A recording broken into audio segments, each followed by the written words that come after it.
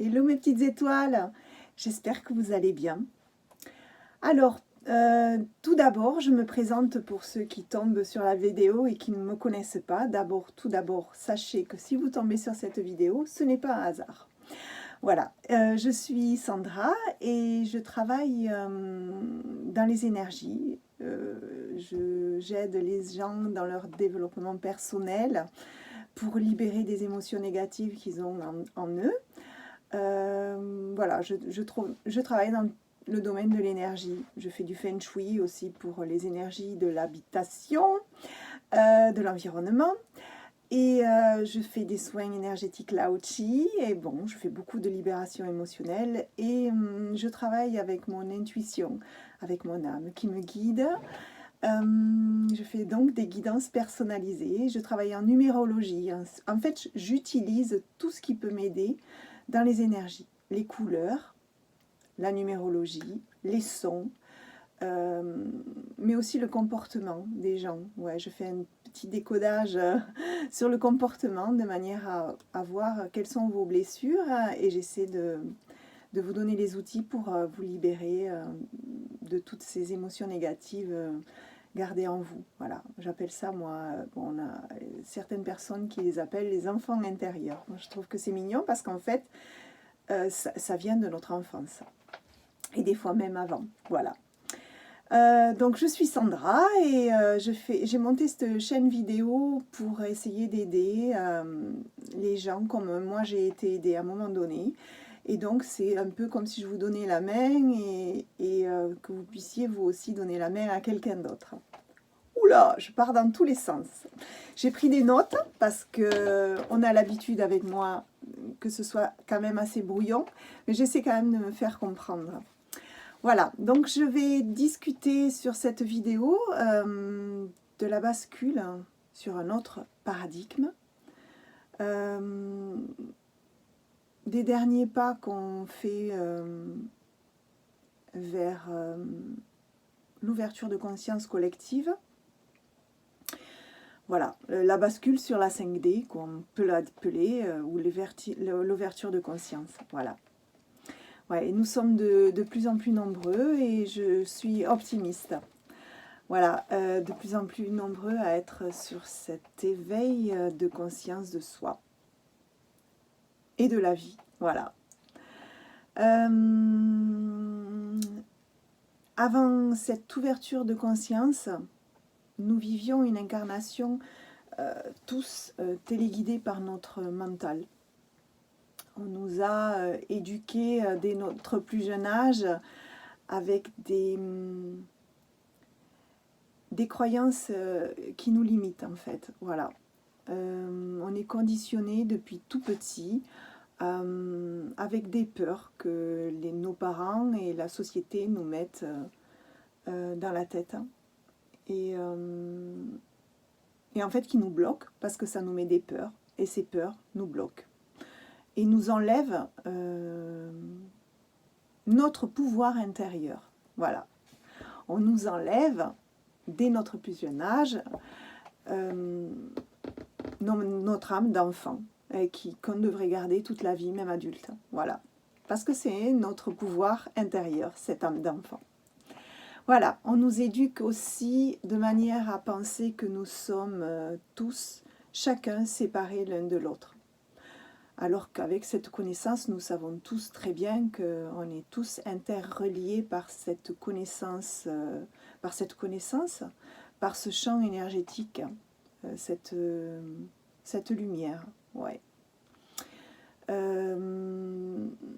Ouais, on est élevé dans ce schéma d'individualité et que c'est chacun pour soi, que c'est la loi du plus fort en fait, un peu comme le lion dans la savane, sauf que nous sommes des animaux certes, mais nous sommes dotés aussi d'intelligence et nous avons cette conscience, voilà, qui s'éveille et c'est formidable. Et nous savons que maintenant tout ce qui est émotion, ça a un impact sur l'autre.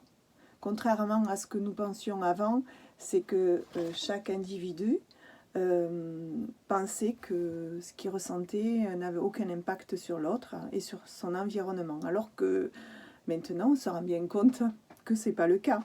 Que nos émotions, non seulement ont un impact sur l'autre, mais transforment aussi la matière. Voilà, alors nous sommes éduqués avec ces règles pour se comporter en société. On nous dit, nos parents nous mettent des peurs dans notre esprit. Et donc, du coup, notre mental arrive pour nous protéger. Comme par exemple, la maman qui dit à son enfant « Ne cours pas, tu risques de tomber ». Tu risques, et pas tomber. Hein, alors qu'on sait tous que de toute façon, c'est en tombant qu'on apprend à se relever. Voilà. Ça enlève le pouvoir intérieur de cet enfant. Voilà. Alors, voilà, je voulais parler donc de cette vie incarnée qui est lourde, lente, dense. Déjà, et d'un, parce que nous sommes dans ce corps, cette matière est dans ce corps étriqué, mais c'est intensifié justement par ces croyances limitantes et ces peurs et ces doutes qu'on nous met dans l'esprit. Voilà. Et toutes ces peurs, tous ces blocages, c'est ce qui nous empêche de ressentir au-delà de nos cinq sens, en fait. Voilà. C'est l'écoute de notre soi intérieur, notre âme, notre intuition, notre guide intérieur. Alors, bien sûr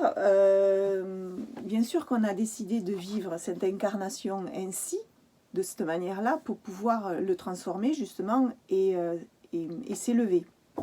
Mais maintenant qu'on sait, nous pouvons vivre cette incarnation plus léger et surtout le rayonner sur les autres, de manière à ce que on puisse agrandir cet égrégore de lumière.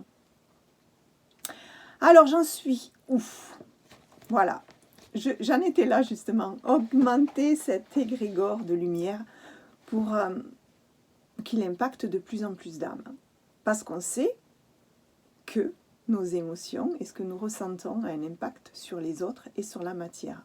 Donc si on rayonne cette lumière, forcément, elle s'intensifie. Voilà. Et c'est ce qui va permettre d'avoir... bon, nous avons basculé, ceux qui regardent cette vidéo, c'est sûr, je le sais, sinon vous ne regarderiez pas, mais ce qui va permettre la bascule générale. Pour moi, 2025 sera une année positive sur cette ouverture, car nous serons en année universelle 9. Et pour moi, le 9, c'est l'aboutissement.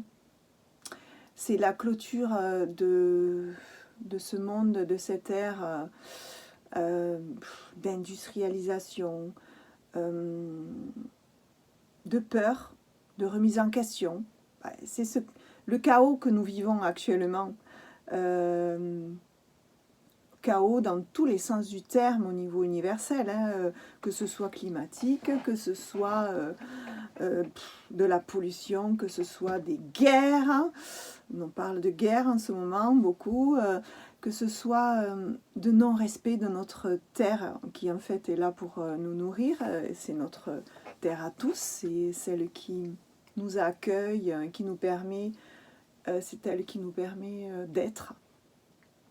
Eh bien, voilà. Je pense que je suis profondément convaincue que nous arrivons à la fin de cette ère et qu'on va sur un autre commencement, une nouvelle ère, un nouveau début, une nouvelle construction qui sera bien plus positive. Et donc 2025 vibrera sur le 9 et nous allons clôturer, je pense, en beauté. Donc, on clôture cette ère d'individualité, de peur et de remise en question, de chaos, d'industrialisation. Ouais. Pour aller vers plus d'amour de soi. Et quand on parle d'amour de soi, forcément, on rayonne l'amour, puisque on a appris à s'aimer et se connaître. On rayonne l'amour et il a un impact sur l'autre. Donc plus de solidarité, de lien à la terre qui nous nourrit. On va vers cette clôture et 2026 qui, elle, sera une année universelle, une année universelle qui vibrera sur le 1. Et le 1, c'est le nouveau départ. C'est cette nouvelle ère pleine de bienveillance. Je le crois profondément. Ben, ça sera que le début. Hein. Le 1, après le 1, il y a le 2, et puis le 3. Le 1, c'est vraiment le nouveau départ, la nouvelle ère, ère de construction, d'amour et de bienveillance. Bienveillance pour soi, bienveillance pour l'autre, bienveillance pour la collectivité et pour notre terre. Ouais, je le vois comme ça. Parce qu'après le 1, il y a le 2. Et le 2, ça sera vraiment l'autre. Mais d'abord, le 1, c'est soi. S'aimer soi.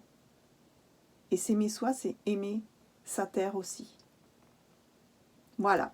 J'avais envie de dire ça parce que c'est un message plein d'espoir. Et j'y crois, moi. J'ai vraiment la foi de ça. Là, nous terminons l'année universelle qui vibre sur le 7. Nous allons passer à partir du 1er janvier sur l'année universelle qui vibrera sur le 8. Et là, c'est la recherche de l'équilibre entre notre incarnation et notre spiritualité, en fait.